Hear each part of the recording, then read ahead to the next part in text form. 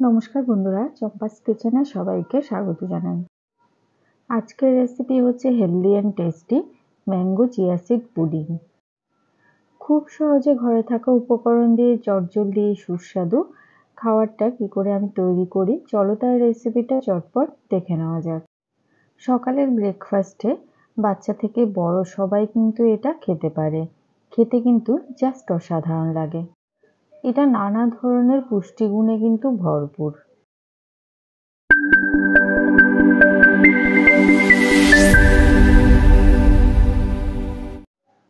আমি আগে থেকে সামান্য জলের মধ্যে 1 টিস্পুন চিয়া সিড ভিজিয়ে রেখেছি। দেখো, এটা কিন্তু অনেকটা ফুলে গেছে, তবে এখনো সম্পূর্ণ ফোলেনি, আরও কিছুটা ফুলবে। সেই জন্য এর মধ্যে দিয়ে দেব দুধ। আগে থেকে 1 কাপ গরুর দুধকে ভালো করে জাল করে পুরোপুরি ঠান্ডা করে নিয়েছি। সেই দুধটা এবারে এর মধ্যে দিয়ে দিলাম। গরম দুধ কিংবা জল কিন্তু এর মধ্যে ব্যবহার করবে না, নর্মাল টেম্পারেচারে থাকা দুধ কিংবা জলই এর মধ্যে ব্যবহার করবে। দুধের সাথে চিয়া সিডগুলোকে ভালো করে মিশিয়ে 1 ঘন্টা ঢেকে নর্মাল ফ্রিজে রেখে দেবো। ঠান্ডা ঠান্ডা খেতে চাইলে ফ্রিজে রাখবে, না হলে বাইরেও কিন্তু রেখে দিতে পারো। আমাদের চ্যানেল চম্পাস কিচেনের রেসিপিগুলো যদি তোমাদের ভালো লাগে তাহলে অবশ্যই চ্যানেলটাকে সাবস্ক্রাইব করে নেবে এবং পাশে থাকা বেল আইকনটাকে প্রেস করে দেবে। এতে করে আমার আপলোড করা নতুন ভিডিওর নোটিফিকেশান সবার আগে তোমার কাছে পৌঁছে যাবে। 1 ঘন্টা আমি ফ্রিজে এটাকে ভিজিয়ে রেখেছিলাম। এখন দেখো চিয়া সিডগুলো ফুলে কতটা ডবল হয়ে গেছে, আর দুধটাও বেশ ঘন হয়ে গেছে। এবারে এর মধ্যে কিছু উপকরণ মেশাবো।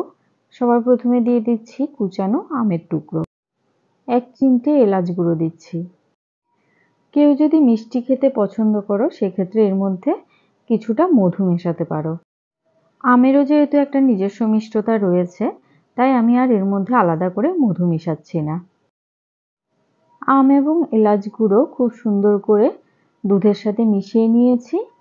সবার লাস্টে এবারে উপর থেকে কিছুটা ড্রাই ফ্রুটস ছড়িয়ে দিচ্ছি।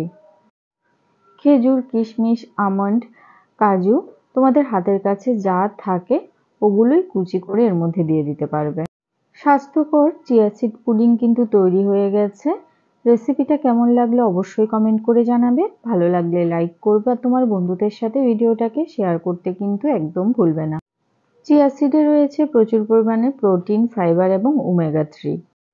ম্যাঙ্গো চিয়া সিড পুডিং পরিবেশন করার জন্য একদম রেডি। এতক্ষণ আমার পাশে থেকে ভিডিওটা দেখার জন্য অনেক অনেক ধন্যবাদ। ভালো থাকবে, সুস্থ থাকবে। পরের ভিডিওতে আবার দেখা হবে। বাই।